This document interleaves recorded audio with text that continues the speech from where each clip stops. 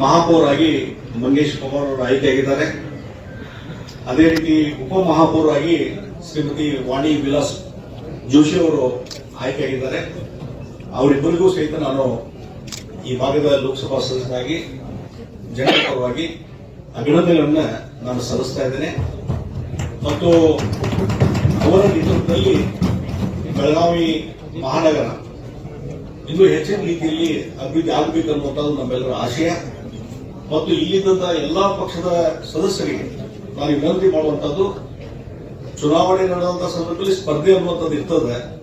ಚುನಾವಣೆ ಆದಮೇಲೆ ನಾವೆಲ್ಲರೂ ಒಗ್ಗಟ್ಟಾಗಿ ಈ ಒಂದು ಬೆಳಗಾವಿ ಅಭಿವೃದ್ಧಿ ದೃಷ್ಟಿಯಿಂದ ಏನ್ ಕೆಲಸ ಮಾಡಬೇಕು ಅನ್ನುವಂಥದ್ದು ಎಲ್ಲರೂ ಪರಸ್ಪರ ಸಹಕಾರದಿಂದ ರಾಜ್ಯ ಸರ್ಕಾರದಿಂದ ಏನೇನೋ ಯೋಜನೆ ತರಬೇಕು, ಏನೋ ಇನ್ನೂ ಹೆಚ್ಚಿನ ಅನುದಾನ ತರಬೇಕು, ಕೇಂದ್ರ ಸರ್ಕಾರದಿಂದ ಏನು ಅನುದಾನ ತರಬೇಕು, ಮತ್ತು ಕೇಂದ್ರ ರಾಜ್ಯ ಸರ್ಕಾರದ ಏನು ಇದು ಯೋಜನೆಗಳು ಬಂದಿರ್ತಾವೆ ಅದನ್ನ ಸರಿಯಾದ ರೀತಿಯಲ್ಲಿ ಯಾವ ರೀತಿ ಅನುಷ್ಠಾನ ಮಾಡಬೇಕು ಅನ್ನುವಂಥ ಬಗ್ಗೆ ಎಲ್ಲರೂ ಕೂಡಿಕೊಂಡು ಒಂದು ಸಂಘಟಿತವಾಗಿ ನಾವು ಕೆಲಸ ಮಾಡಿದ್ರೆ ಬಹುಶಃ ಬೆಳಗಾವಿ ಒಂದು ಮಾದರಿಯಾದಂತಹ ಮಹಾನಗರ ಆಗಲಿಕ್ಕೆ ಸಾಧ್ಯತೆ.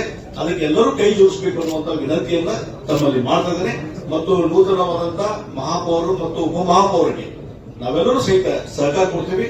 ನಿಮ್ಮ ನೇತೃತ್ವದಲ್ಲಿ ಈ ಒಂದು ಬೆಳಗಾವಿ ಇನ್ನೂ ಹೆಚ್ಚಿನ ರೀತಿಯ ಅಭಿವೃದ್ಧಿ ಆಗಲಿ ಅನ್ನುವಂಥದ್ದನ್ನ ಶುಭ ಹಾರೈಸಿ ಮತ್ತೊಮ್ಮೆ ಅಭಿನಂದನೆ ಸಲ್ಲಿಸಿ ನಾನು 4 ಮಾತು ಮುಗಿಸ್ತೇನೆ. ನಮಸ್ಕಾರ.